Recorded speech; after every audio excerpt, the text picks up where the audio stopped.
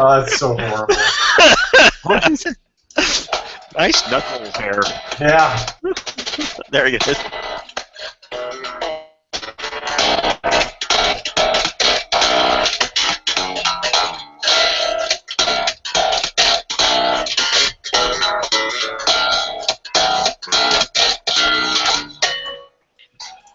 Oh.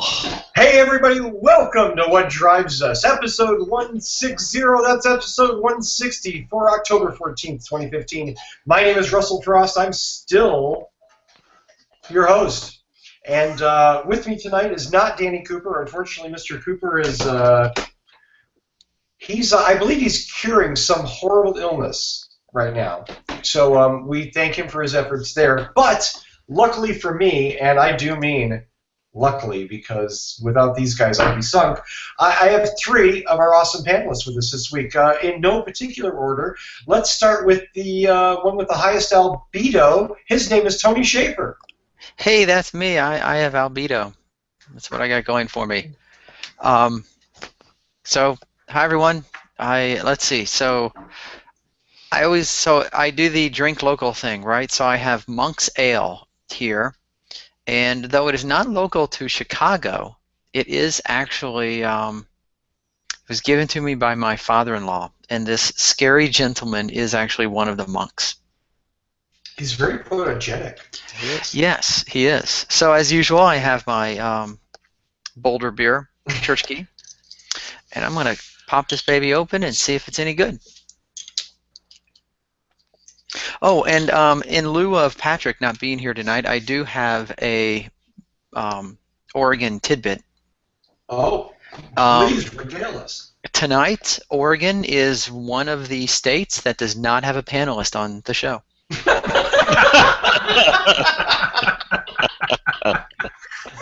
Fair enough. Hey, prove me wrong. Prove me wrong. Well, representing our international cast, one of our two panelists, the other one's not quite as regular anymore, from the lovely nation to our north, Mr. Mark Coughlin. How you doing? Yes, the nation of Canada celebrates today after the Blue Jay win. You can hear the cheering in the streets now. I cheering in the streets of Chicago as well, right? Yes. Yes. So the international hand of co-cheering went out. Why am I trying to talk sports? I don't know shit about sports. Every time I try and talk sports, it's like, oh. Well, a man who knows his sports and knows his alternative transportation, Dr. Evan Fusco. Yeah, I can't cheer my Cardinals tonight, though. Oh, I'm sorry. Why? What happened, Evan? That sounds horrible. Oh, no, that's mean. Yeah. Things went south. So. You mean like the team quietly riding home? Yeah. But very sadly. You're sporting a fine Bernie Sanders T-shirt. I am. Very fine. Can everyone see that? Feel the burn. Feel the burn. That is a and I am darn drinking fine T-shirt. I'm drinking a left-hand milk stout tonight. Bottle's over there somewhere. Oh, nice. That is Nice. good. Yeah. I'm actually enjoying a fine cream sherry. Oh. Cream sherry. I don't know what that is. It's probably better that you don't. Okay. Let's just leave it like that. Let's start, and I don't know, who has a 2-minute topic this evening? I just brought Anybody? big topics. You just brought big topics? Does anybody have a short one? Well, then we'll start with big ones. That's okay. Yeah. I'm going to go with... who should Start with Tony. Let's pick... I agree. Let's go with Tony. Tony, what do you got for us? Well, it would be totally hilarious as far as I'm concerned if my big topic were to be the Tesla, anything Tesla. Because I know that Evan's just chomping on his bit. Nothing happened with Tesla this week anyway. Who cares? Nothing ever happens with Tesla. Elon Musk has been quietly sitting in the corner. Yes. Yeah, that'll be the day. So, I know this is a podcast about cars and transportation. However, we are all huge proponents of electric vehicles and batteries And to that point, I always keep an eye on renewable electricity. And because there is the thought that an electric car is only as green as the electricity that charges it. So what is interesting, and this is from October 6th, I got this from Bloomberg Business, is the fact that for the first time ever, the cost of wind and solar is beating coal and natural gas. But even more than that is the fact that what they call capacity factors. And the capacity factor is the amount of uptake that a electric plant will need to kick in. And usually they have little sustainer plants that they'll fire up with natural gas to generate more electricity when needed. And so now for the first time, renewables are being used instead of all of these little plants to pick up the capacity. So what they're saying is they're seeing these little demand generators are not being fired up, and so you're seeing the coal and the natural gas plants are running more efficiently because they're able to maintain a steady state instead of having to fluctuate during the day or during night. And you're starting to see more and more of this shift to renewable energies in a more business-friendly way. And as we know, we can talk about what's good, what's right, whoa, it's great for the environment, and oh, it makes you feel good. But, I mean, let's face it, at least here in the United States, businesses are not going to be on board with this until they see a dollar figure. And now they're starting to see that dollar figure. And this is a really big thing for getting renewables adopted actually in the business of electrical generation. All good points. All good points. I had an interesting conversation with something I accused Evan of being, and admittedly erroneously accused him of being, but one of these professional contrarians who's always who just likes to argue, maybe like a Jesuit on PCP. I don't just like to argue. Yeah. Uh-huh. Anyway, he was telling me that the big problem with electric vehicles was the batteries. I'm like, but the recycle rate on the batteries for these vehicles is exceptionally high. He's like, yeah, but so what? There's still some of them that aren't recycled. Mm-hmm. And I thought, well, that's a novel approach. I don't think it's legitimate, but that's a novel approach. And that was at that point I just left the conversation. But anyway, Tony, I think you bring up a really good point in that our electric cars are no cleaner than the source they get their electricity from. And that's the big, huge advantage to electricity is it's easy to generate. It's not difficult to generate. Right, but one of the problems, of course, is it does become difficult for a solar array, for example, to generate electricity when the sun goes down. Let's face it. Sure. However, this is where, and I couldn't find the article from several weeks back, that PG&E was really pushing home battery storage and a distributed storage grid where people with electric and wind on-site generation would be able to store their electricity, use it themselves, or sell it back into the grid for grid leveling or to just get through the evening. So, I've actually been a proponent of this for a very long time. This individual storage distributed mesh network grid. You would see fewer, if any, brownouts and probably no blackouts, and you sure as heck wouldn't see the the great, the New England, the Northeast blackout that hit several years ago. Was it just because one power line went down? It took out how many millions of people? So I think we're on this cusp right now as far as electricity generation, in which we're going to see individual storage at businesses, in homes, and renewables feeding the batteries, and the batteries having the capacity to not only hold the electricity but sell it back to the grid. And when this really catches on, we're really not going to need coal-fired power plants at all. What's the generation percentage? Do you have any idea of coal in the United States currently? Is it quite high? Is it 50%? Is it? Last I checked, it was almost 60. Wow. Yeah, it's pretty high. Yeah, it is. It is definitely the primary fuel source. I just went to energy.gov and I could look this up real quick. 39%. Are you serious? Is that all? 39% coal, 27% natural gas, 19% nuclear, 6% hydro, 7% other renewables. Huh. This is from energyinformationadministration.gov. It's a 2014. Interesting. Wow. Yeah. So I would have thought it much higher than that.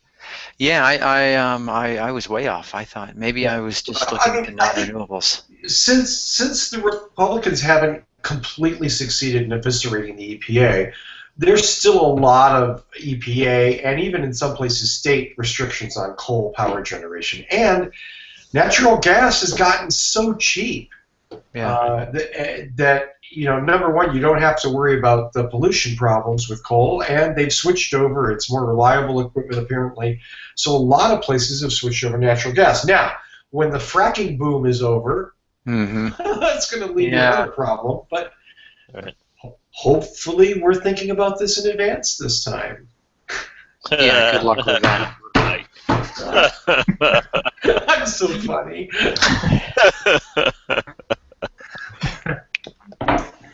Yeah. And Tony, it's probably different regionally too. Like different areas of the country, probably higher or lower. That was a national average, so maybe your area is higher than that. Yeah. You have some areas, South Carolina, for example, where they're just huge into mountaintop coal mining. I mean, yeah, very, very high on coal. And then you have places like Texas, where I think they burn the poor, and I thought it was Hispanics, but yeah. Wow. Man, Nice one, too. Controversial show. Very nice. I can't wait for the email on this one.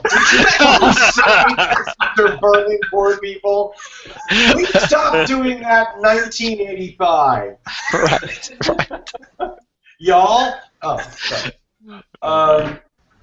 Wow. I'm somewhat speechless. So, you know what I'm going to do? Unless we have any more things to say about that story, I'm going to pass the ball to Evan Fusco. All right. Well, after we passed on 2-minute topics, I thought of a 2-minute topic. Maybe everyone's heard of this already, but a Tesla Gigafactory out in Nevada apparently is a very popular spot.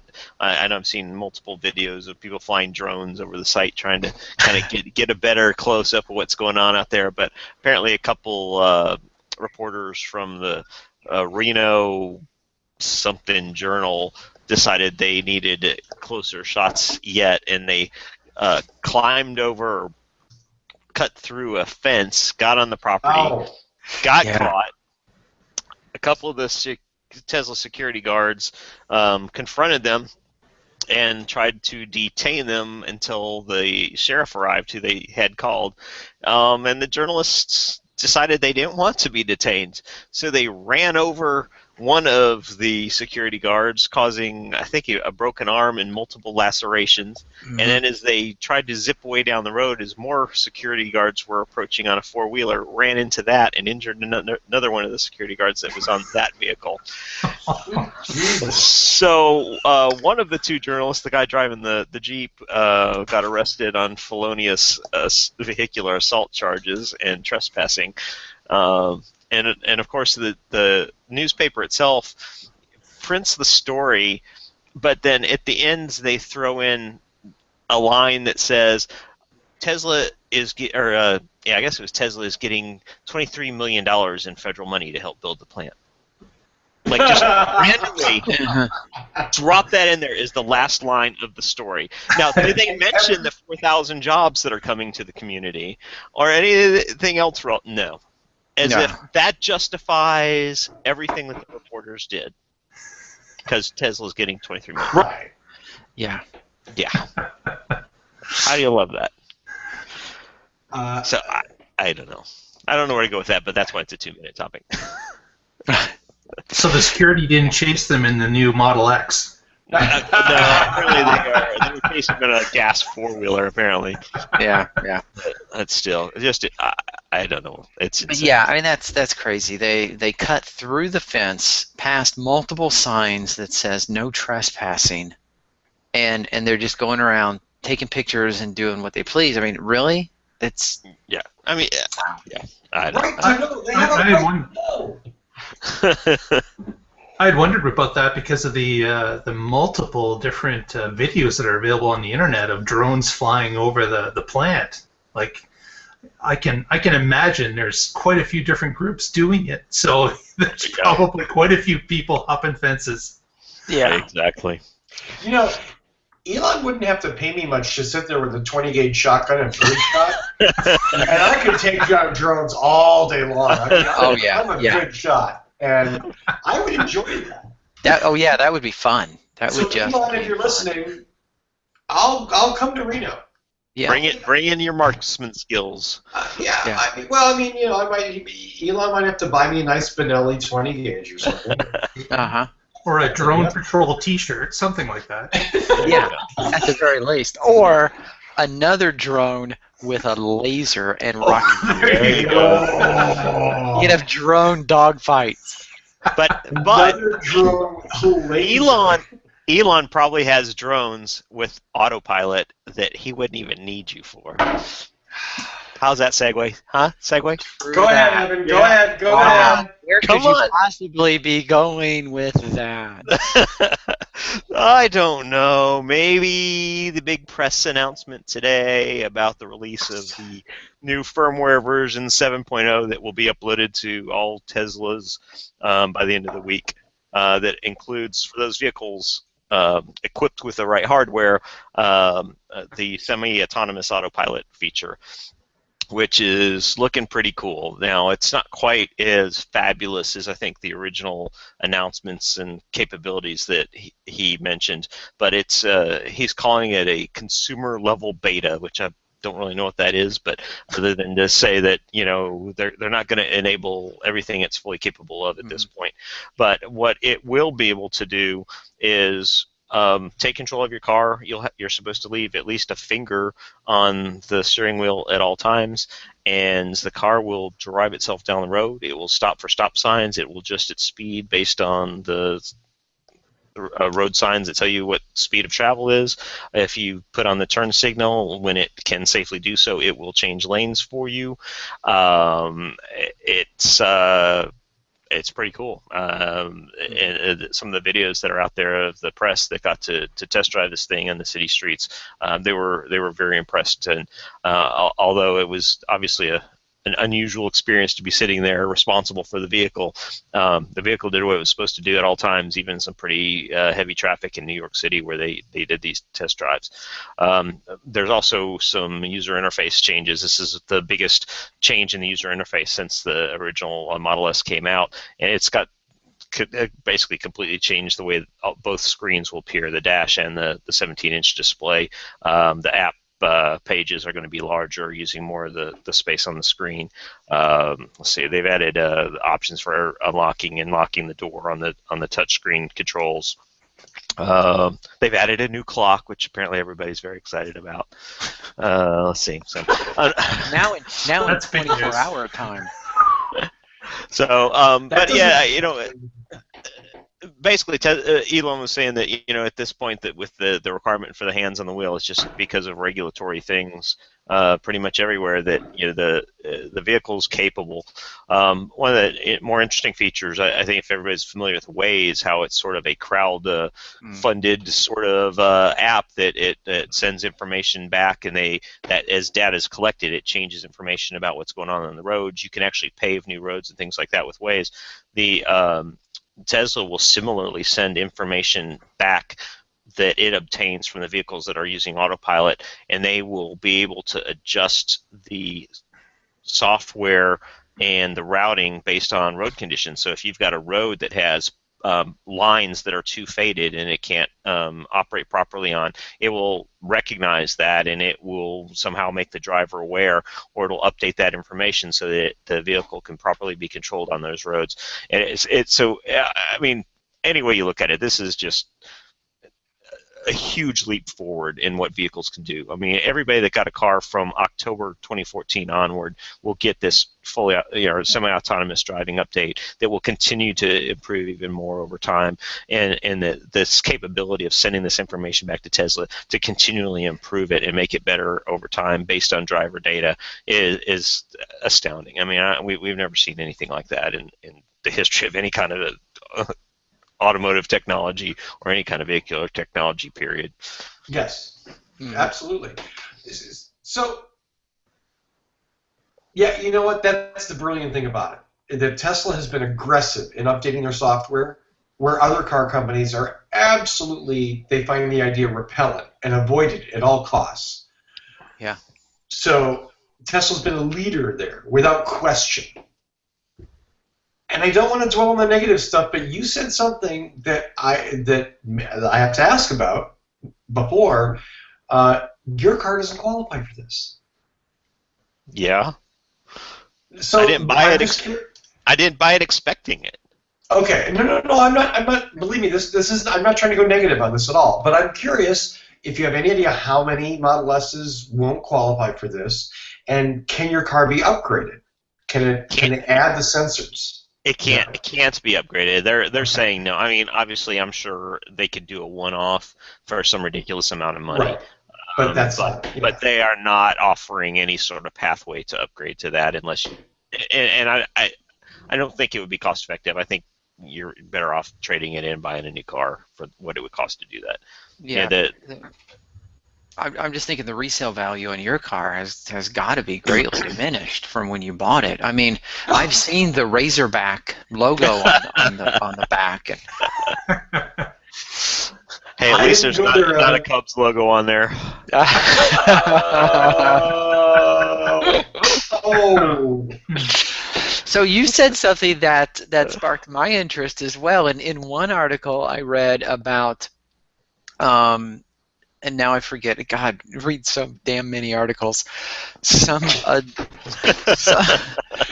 journalist was in some manufacturer's self-driving vehicle, and they were frustrated, embarrassed, and something because as this car was driving down the highway and then exiting, the car was obeying the speed limit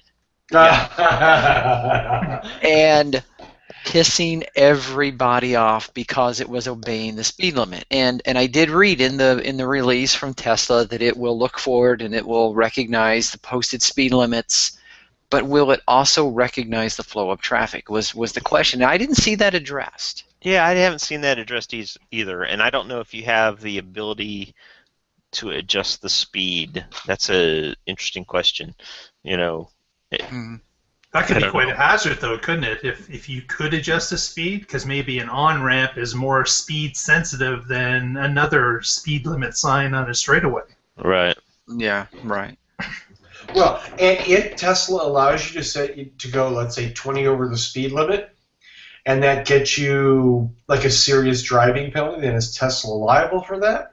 Nah, I think at this point Tesla's being very careful to say that the driver is the one in charge of the vehicle at all times. Yeah. Right. I did see you didn't mention the parallel parking.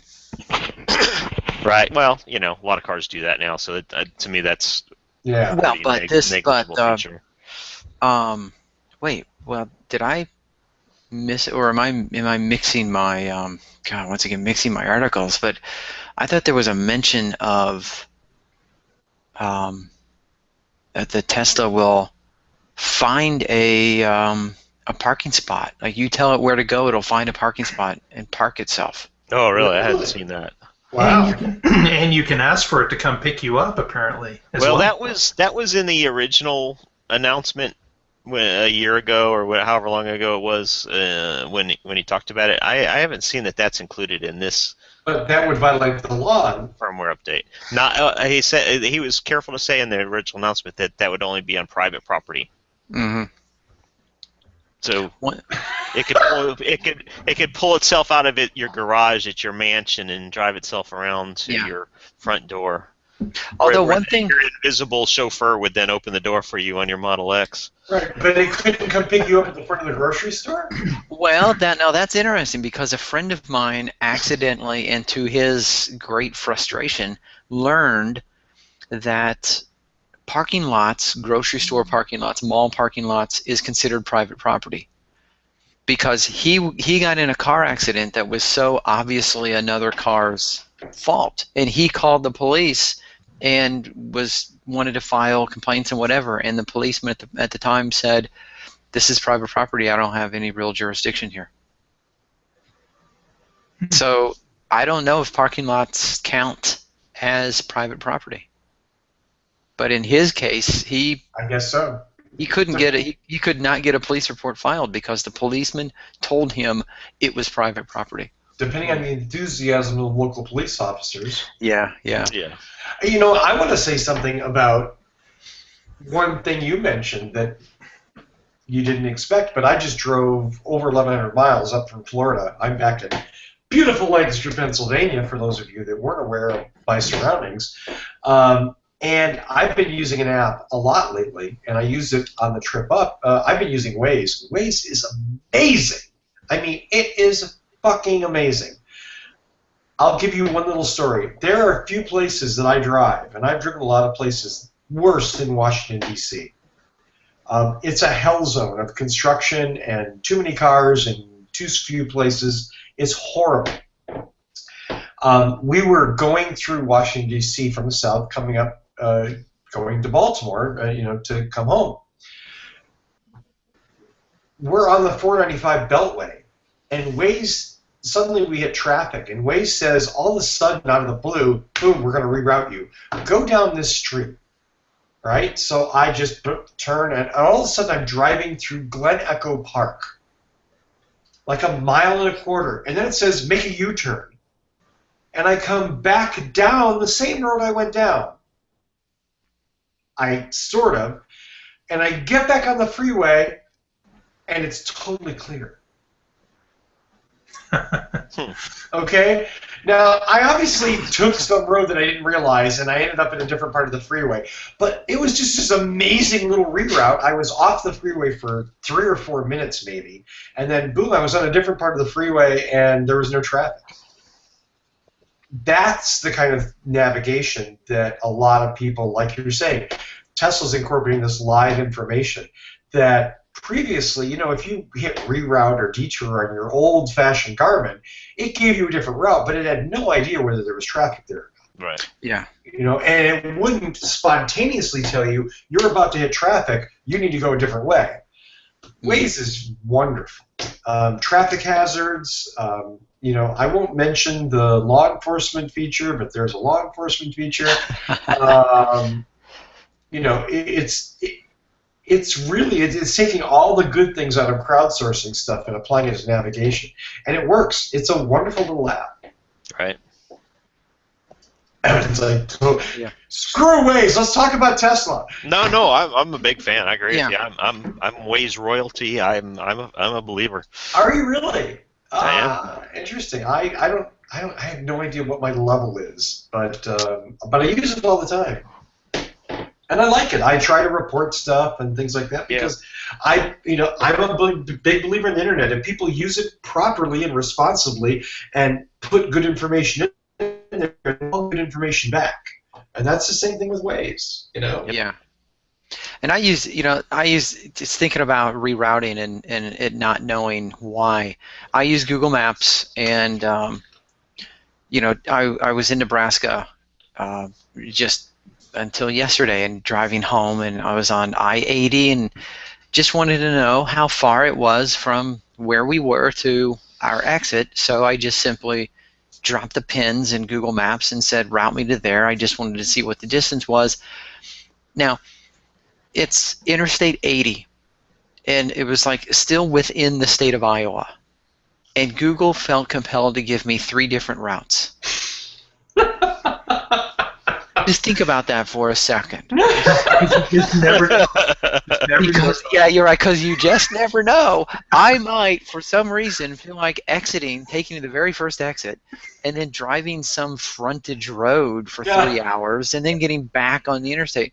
What the hell, Google? I just want to get from point A to point B. Everybody needs a detour through Nebraska once in a while. Yeah. Evan, have a question about the Tesla. You were saying it was from October 2014 that the equipment came with the cars? Yes. Is that all cars, or was that a package that you have to opt into? All cars. Okay. When So did you take everybody yours? from that date forward, for I would assume the Model X and the S, both of them, they all have those capabilities. Yep. Excellent. Yep. And yeah, they were building it into the vehicles before they announced that it was going to be available. Yeah, because they certainly didn't want to, delay some sales because people thought something was coming. Right, exactly. Right. So, Evan, you're not bummed. Well, yeah, I'm a little bummed, and I've already told my wife I'm gonna hate her as soon as her car shows up. So, yeah, absolutely. But look, I've had my car almost 3 years now. I've enjoyed the hell out of it. Do I wish I'd waited 3 years to get my Model S? No way. Right. I mean, every time a new car comes out with new features or a new gizmo or a new what's it on it, you're going to be, that's why they do it. They want you to tempt you to buy a new car. And yeah, I'd love to buy a new one. It's not going to happen. This car's going to be with me for several more years. But, and it's still way more advanced than 99.9% of cars on the road. So I'm okay with that. Mm-hmm. And that 0.1% is the Model S's that were built after October 2014. Yes. Mm-hmm. I wonder if that will allow maybe another segment of people to purchase cars that are offloaded because they don't have it. I wonder if that will, as Tony said, does the price go down a little bit? Does that open up the market to some people that are middle income that couldn't quite get a new one? Yeah, that's a good question. Yeah, certified pre-owned market especially may really open up. The good news is it's a Tesla. The bad news, you have to drive it yourself. Yeah. Oh, damn. That's going to be horrible. It's going to be a hellish experience. Oh, the agony. Driving that $100,000 piece of crap down the road all by yourself. Wow, I got to I had to steer. Shit, I had to pay attention today. Hey, Mark, we haven't let you take charge yet. So, you have anything you want to talk about? Yeah, I had taken a look at an article that came out just the other day concerning Volkswagen, who, as we all know, have had some issues here and there. I think it's come up in the news a few times. Yeah, what have they been up to? Wait, I'm going to interrupt the Volkswagen story. Did you hear Matt Damon bought the rights to the Volkswagen story? It was Leonardo DiCaprio. Oh, yeah, DiCaprio. Okay. I did not hear that. There's actually rights to that? Yes. I don't know who you buy the rights from. Right. Wow. Man, you're really straining for stories, aren't they? God. All right, sorry. Sorry to derail you there. That's all right. So they had, of course, they had this problem that's been well publicized, and recently VW had started to indicate how they were going to fix the problem, and it turns out that they really don't know at this point how they're going to fix the problem. Well, That's they thought painfully they had obvious. That's not a surprise, is it? No, not really. But what was interesting was that after explaining that they were going to start measures and they really didn't know what they were, there was just some very casual comments on it.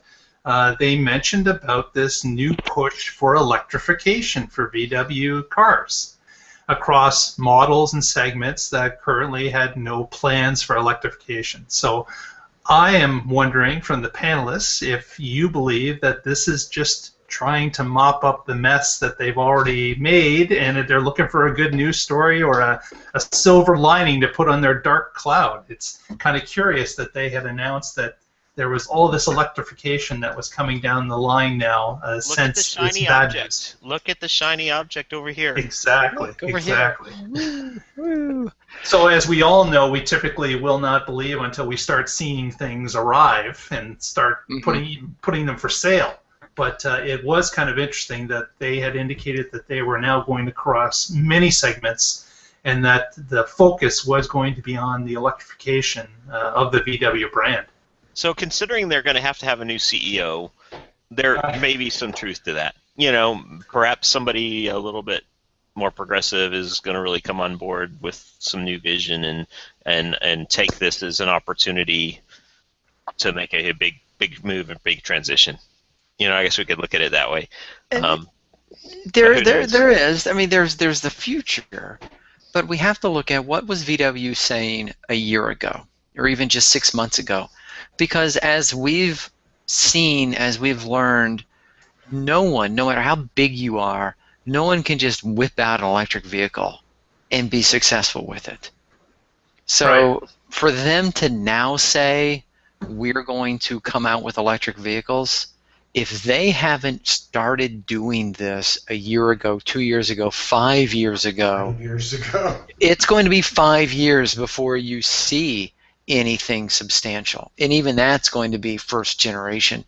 Well, they did have the e-Golf, right? Like that has been produced a few years ago and now is on the road and for sale. That's one item. But you're right. Yeah, you're right. I think they sold one item. No, they had the E-Up that was available. They had the E-Up that was available in the EU as well. I think that's a smaller version, but What do you think, Russell? Is this just a smoke screen, or what do you think? I think it's smoke and mirrors. I hate that. You know what? I'm not going to give them the benefit of the doubt, only because they're liars. They cheated the system, and the you know, a lot of people are proud of them, you know, because they beat the system and the regulations were silly and all of that. The Jeremy Clarkson douchebags of the world are like, yay, VW. I'm on the other side. I think when you cheat the system and you screw things up and you pollute the air and you damage people's health, I don't think you get to do that to make money, and you get away clean. And I'm very dubious of anything that they say. Do I hope that they mean this? Absolutely. Do they owe us this? Yes, absolutely they do. They owe us a hell of a lot of electrified efforts. But time will see. Time will tell what they've actually done and what's bullshit PR. And I suspect a lot of this is bullshit PR. Yeah, I honestly suspect this is backpedaling bullshit PR.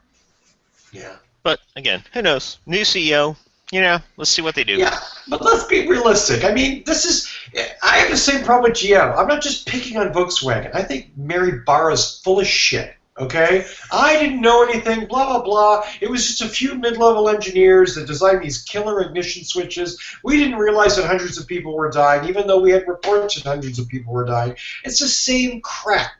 You know, nobody knows anything. Everybody's, except for a few bad apples somewhere. And it's always a few level region where they don't have good attorneys. You know? Right. That's really what this Volkswagen thing is going to come down to. The CEO resigned, but he didn't know anything. He didn't do anything wrong. Even though he's an engineer and he's obsessed with details.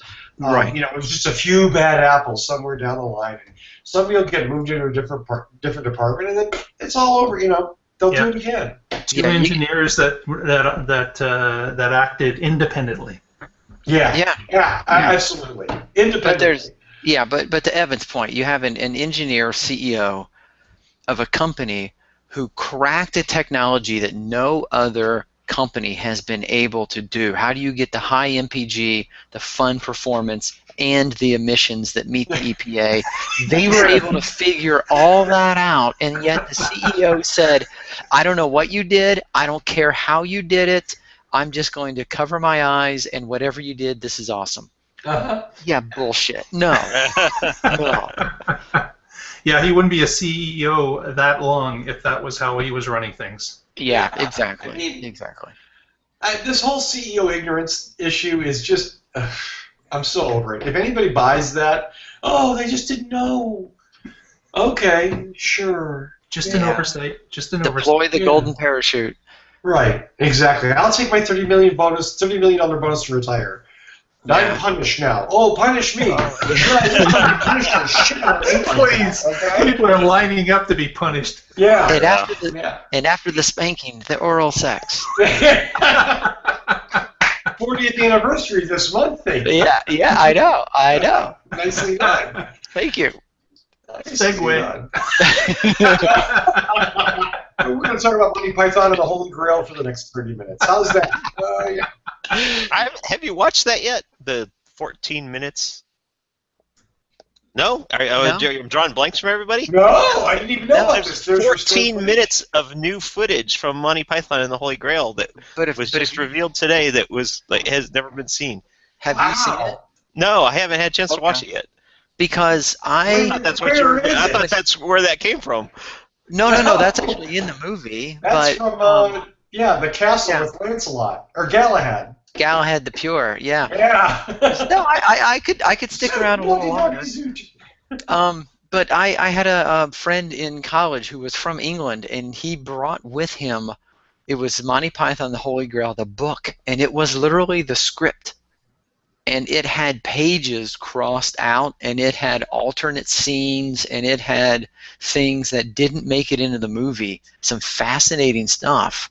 And some stuff that was just so trivial and odd, I can understand why they cut it. But I'm interested now to see if the 14 minutes was actually something that was in that script book. Well, as it turns out, the 14 minutes is all Terry Gilliam animation. Yeah. Are you serious? That's what it says in The Purge. Oh, wow. Okay. So, Even that was good, though. Yeah. Yeah. It's still good, but it's not quite as good as No. There was something in the book about the minstrels, and there was a whole scene about the minstrels, but then they decided they cut that and they went ahead with they ate them. If you remember that scene, it just comes out of nowhere that it's a rough scene. It was a rough winter, and And they there ate was them. much rejoicing. Yay! I do have another article. We were talking about electrification of vehicles. Oh, please, you're not going to get us back on topic, are you? I'm going to try like hell. Yeah. Run with it, my man. So I found an article here from the Associated Press, and the headline was Toyota aims to nearly eliminate gasoline cars by 2015. They are banking Wait, on 2030, wasn't it? What year? 2015? 50. Oh, 50. Oh, okay. 50. 30, okay. Yeah, I actually did say 15, sorry. 50. The N is silent. But the thing is, they're banking on two primary technologies. Anyone want to guess what they are? No. Unicorns?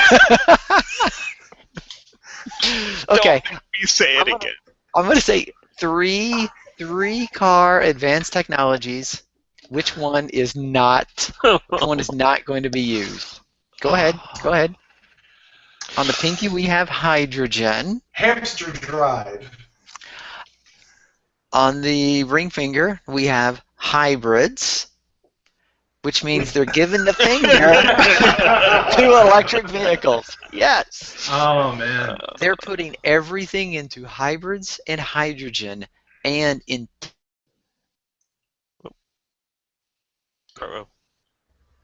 And ladies and gentlemen, the Cubs have lost the World Series.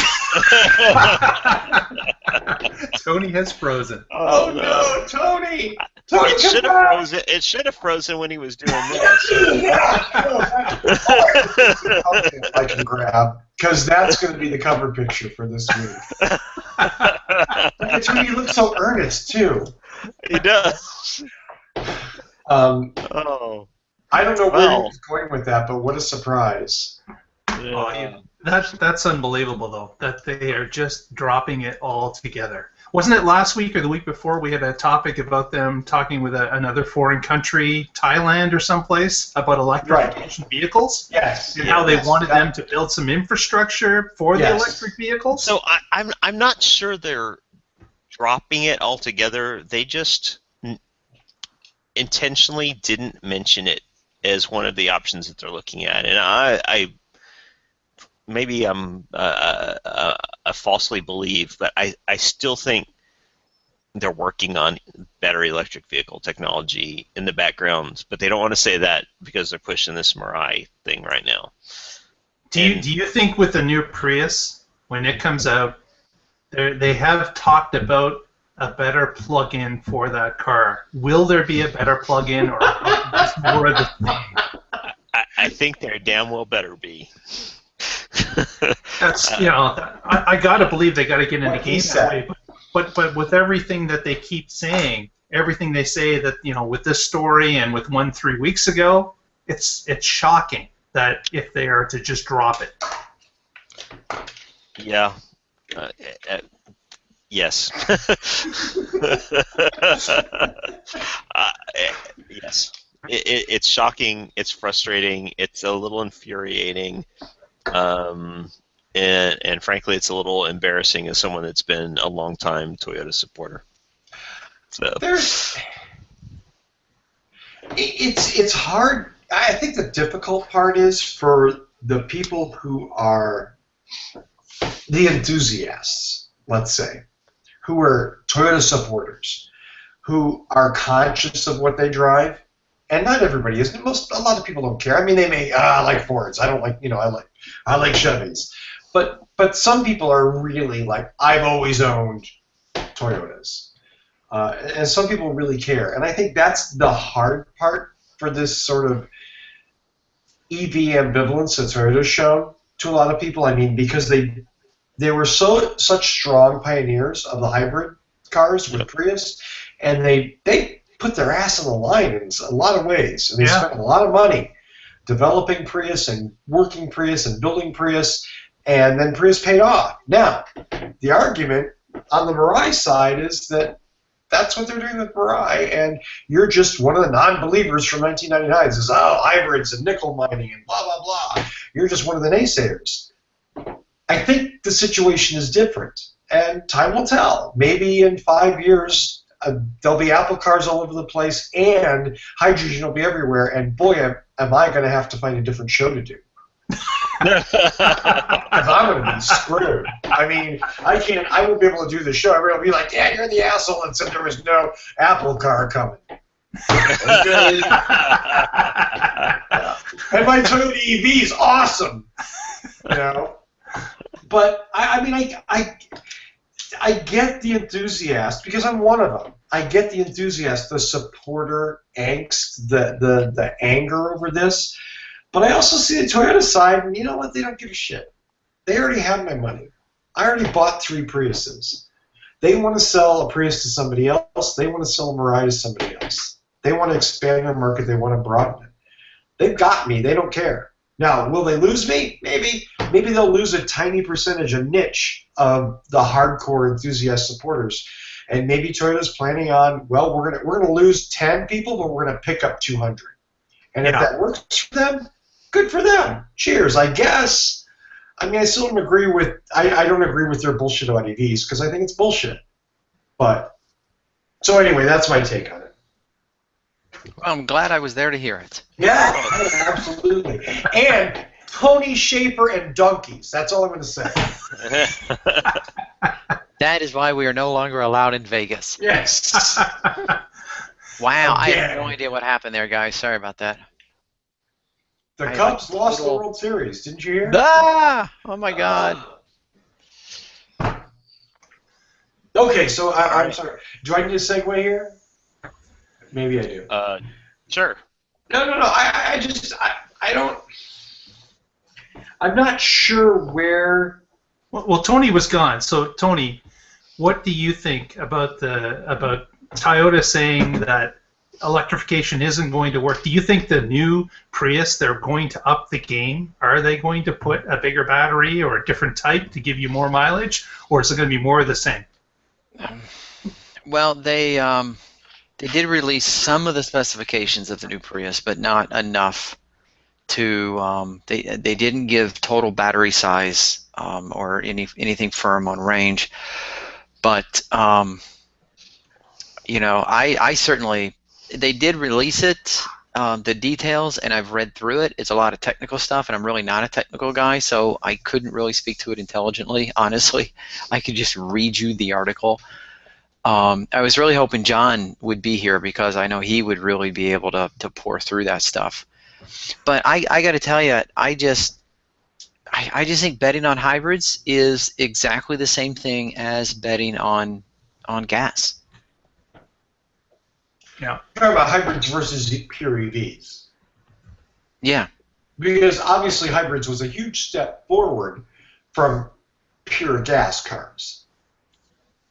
Yes. Just to be clear. Okay.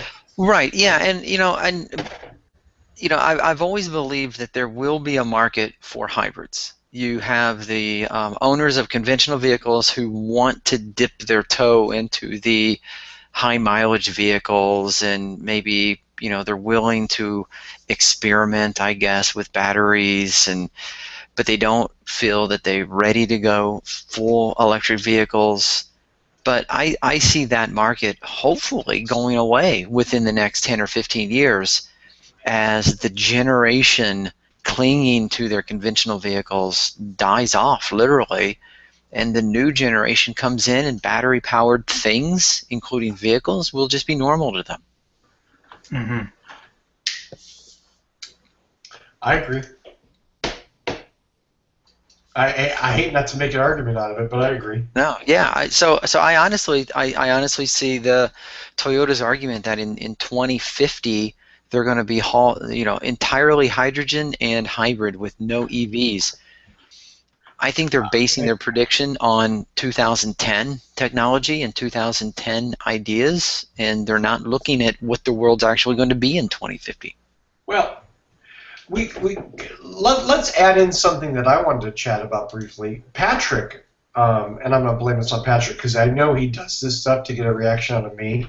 Patrick posted a story from Ecomento on the What Drives Us Facebook page. That's facebook.com/whatdrivesus. About the Japanese dream of a hydrogen society DIMS. And it's really, in my opinion, just a crappy article. Somebody named Steve Hanley wrote it, and it's kind of him sort of rambling to himself that hydrogen doesn't work. He doesn't really, the problem is he has no evidence. He just has an opinion, and we all have opinions, and that's fine. Mm-hmm. But what I want was something that he could tell me new about why hydrogen won't work, so I would understand why it wouldn't work. I have lots of opinions and feelings why it doesn't work. Primarily, no one makes hydrogen more efficiently than we make electricity right now, or more cleanly. Correct. They're still basing it out of fossil fuels a lot of the time, so it doesn't make sense. But his point was that Japan wanted to use hydrogen to fuel the Olympics, and they've had to scale that back. Blah blah blah. I'm sure Toyota and Japan are working very, very hard together because they're partners essentially on putting as much hydrogen-fueled stuff into that Olympic effort as possible. If it falls on its face, that could be kind of a. What are we getting? Baseball scores here, Fusco? It's important, man. Just in case you're curious, it's bottom of the sixth, and the Royals are 4-2 over the Astros. I'm sorry, Russell. Were you saying something? No, who gives a shit? It's baseball season. It's season, baby.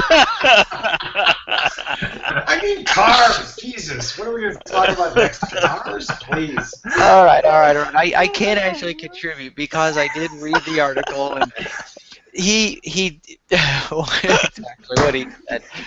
It really was an interesting article as far as I was concerned, because he highlighted the point that Japan currently, even though they're keen on hydrogen and they want to highlight hydrogen for the Olympics, they don't have any infrastructure to actually generate it themselves, at least not to the quantities that they need. So they're actually relying on Australia, the Soviet Union, European countries to generate the hydrogen, and then they're going to literally ship it to Japan. And guess how they're going to get it to Japan? Go ahead. Diesel truck. Diesel truck, and huge, tanker ocean, these ocean vessels, barges that they've already said are some of the most energy inefficient transport systems in the world, and that's how they're bringing the new energy to Japan to highlight it for the Olympics. That's just crazy. It is. It's absolutely crazy, and it's bogus. Why in the hell would you do that? Because you're greenwashing. That's all they're doing. Yeah. That's all it is. It's a greenwash solution. Yeah. Yeah. I mean, I think when you distill my anti-hydrogen argument down, the essence, it comes to, where's the hydrogen? Show me where we get the hydrogen, and the rest of the technology I don't have a problem with. Yeah. Fuel cells are great if hydrogen was free, but it doesn't come from lemonade or cow farts or any of those other silly-ass things that we've been told to believe. It comes from expensive refining of fossil fuels right now. And while they are chasing the unicorn farts of hydrogen, currently, as I said earlier, solar and wind and battery storage is becoming more and more affordable to the average person, and they are simply missing the boat. And it simply doesn't catch the convenience factor that battery electric vehicles offer. I mean, you don't need to develop an infrastructure. You can charge your vehicle at home. It just makes no sense on it. Even if the hydrogen was completely from green sources, there's still going to be a manufacturer. There's still going to be a middleman. You're still going to have to go to some place and pay money to put it into your vehicle at somebody else's convenience. And it doesn't offer any advantages. What he said. Yes. Exactly. I think that's the whole. I mean, deep down, I hate to put on the tinfoil hat and be the conspiracy asshole, because those people annoy the piss out of me. But I do think that this is the way that the fossil fuel industry stays in the game, and that's why some people are pushing this as hard as they are, because they get to use fossil fuels as a base, and they get to refine and crack and whatever and make their magic hydrogen. Using existing equipment, and that's the way they stay as distributors. Locally, if you can put up solar panels and charge your car at home, that doesn't help Shell or Exxon or Mobil or anybody else. But here's what gets me about that argument. How many oil refineries are in Japan? How many mountaintops are being ripped off to dig for coal in Japan? I mean, your argument makes 100% perfect sense. Here in the United States, where we drill for oil, we import oil, we mine for coal. But when you look at Japan, and they are using other people's hydrogen, screw that. They have tides, they have wind, they have sun. Why aren't they tapping into that? Yeah, I don't know. Now you're asking me to go into full-on tinfoil hat territory. Yeah. Okay? I'm not going there. I'm just One not. minute he's not a conspiracy theorist. Now you're pulling it out. Yeah. But I mean, why would the country of Japan, the island country of Japan, feel any obligation to help a petroleum company? Why indeed? There's follow the money. Well, I mean, I just. Somebody has to, I got nothing. Yeah, I leave it to the viewers and listeners of this show to provide their own theories. Yeah, but if you're making hydrogen out of whale and dolphin, I'll tell you, Japan. I've seen documentaries. Japan is leading the way. Oh, that's horrible. And babies, right? And babies. Yeah. 2 groups of people in one show, Tony. That's great. I know, yeah. Equal opportunity right here. I can't wait to get the email from the Japan cultural ambassador who says, really? Really, you got to go there with the dolphin thing? Really, the white guy? Yeah. Oh God. All right. So there I it got is. nothing. Yep. No. Anybody else want to offer their conspiracy theory? Like you said, I just do not see the logic in it. There doesn't seem to be logic. So, like you said, follow the money. There's got to be some sort of money reason why not. That's the only solution that makes any sense. I agree. I've said on the show before, and this is as far as I'm going to dip my toe in this pond.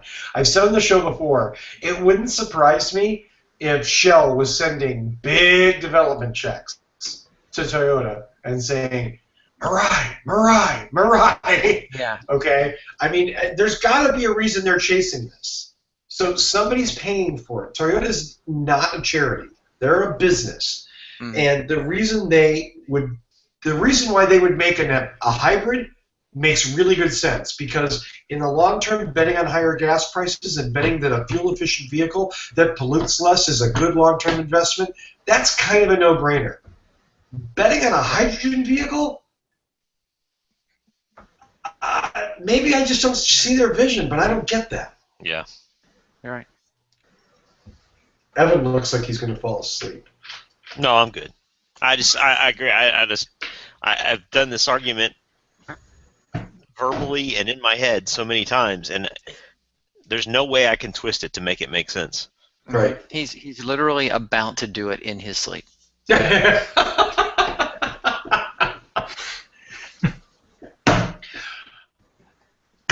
Any last calls, gentlemen? I'm out. Nope. If we've got to get John specifically on the show to talk about the Prius powertrain chassis details. Packaging was released, but not really, only sort of. But yeah, he's our guy. He would be able to really pick all that stuff. I will work on John this week. Mark, I'm sorry. Did you have anything? Nope. I'm good. You sure? I am sure. Was that just a little Blue Jay celebration? Ready to get back outside. I can still hear it outside now. So Oh, really? You know, one of the wonderful things, like I went to Carnival in Quebec City, the Winter Carnival, which is one of my favorite places, one of the best times I've ever had. And all night long, they get in these big plastic horns, so all you hear is and it comes from hundreds of people all over the town, wasted drunk. Oh, that's awesome. It's like that World Cup soccer game where they kept blowing on the horns constantly. Yeah. Yeah, the vuvuzelas.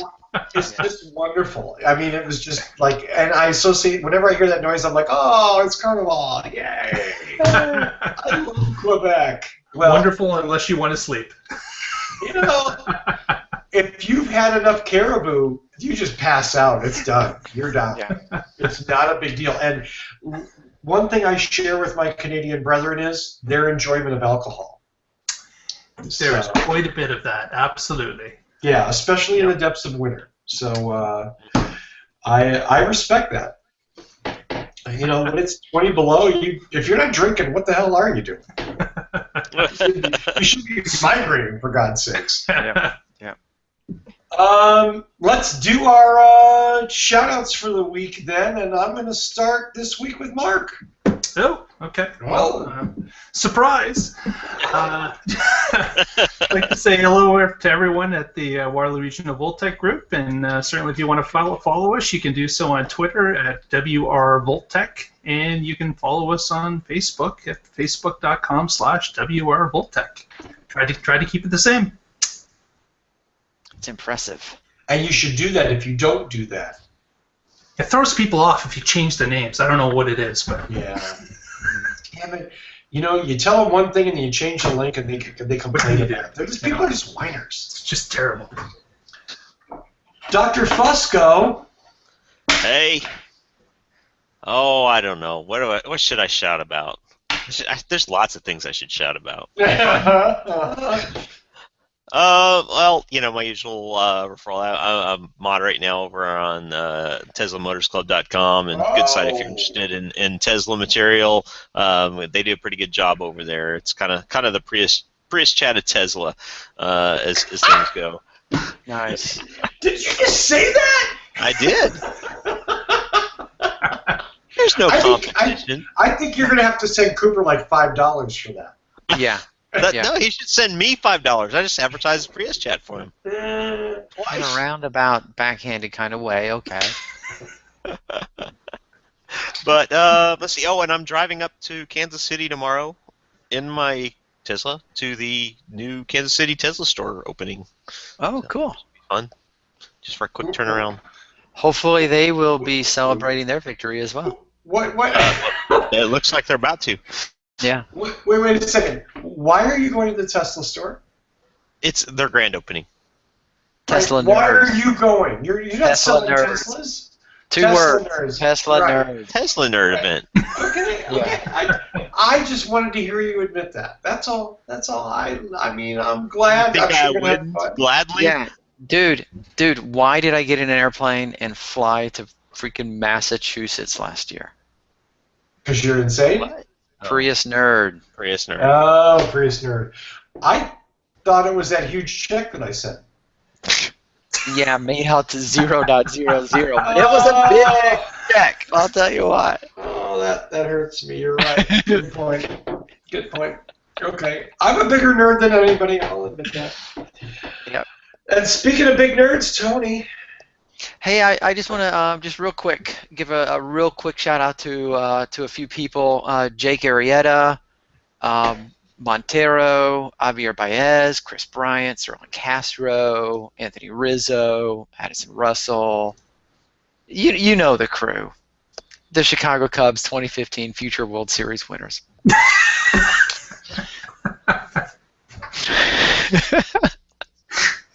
And it continues to be My about headset's baseball. gone down. And if any of you are listening, any of the Cubs are listening, please be sure to like our page, our Facebook page at facebook.com/whatdrivesus. Everybody's frozen. No. What? What? Nope, No. we're good. There we go. Okay. Just you Yep. froze. Was it just me? Yeah. Oh, doesn't that figure? So please go to Doesn't matter. My fault. facebook.com/whatdrivesus. Find us online at whatdrives.us and carry on the conversation. Listen to the show and post what we got wrong. We love hearing that stuff. Absolutely. Well, I'll add to that. Facebook.com/whatdrivesus. Obviously, you can also go to whatdrives.us to download the show or stream it from there in audio or video version. And please do. Obviously, you can also get that through your favorite podcatcher, whether it's Stitcher, whether it's iTunes. I also want to thank Michael Mannering for our theme music. Visit him at manthing.com. Let's see what else. Danny Cooper, my friend Danny Cooper, says if you have a Prius and you're not buying accessories from him, you're not getting the best accessories you can get. That's priuschat.com/shop for all Prius chat accessories that he personally tests. And yes, I have actually had the annoying experience of watching him test Prius accessories. And let me tell you, it's no damn fun. To wit, he has a new screen shield thing that he's been working on, and it's pretty cool, and it's very awesome. And yes, he actually did have it installed in his car, and he tried to put it in my car, but I slapped him silly. So, Good for you. Yeah, because I have a Corolla and it wouldn't work. So, And make sure priuschat.com. give us a I'm call sorry? at 515-51-DRIVE. I mean, no one ever does, but we got to put it out there. Somebody, yeah, 515-51-DRIVE. That's our Google voicemail number, and we love that. But definitely the best place is to reach us on Facebook. I want to thank my friends and panelists, Mark Coughlin, Tony Schaefer, and Evan Fusco for being on this week. Thank you, gentlemen. Glad to have Thank you. you on. And I'm glad to be back in Pennsylvania. Where will I be next week? Well, Right here on the podcast. Right here on the show. But the question is, will I be in Lancaster, Pennsylvania, or will I be in rural Central Florida? You'll have to tune in next week to find out. So, as always, thank you for listening. Download us next week and find out what drives us.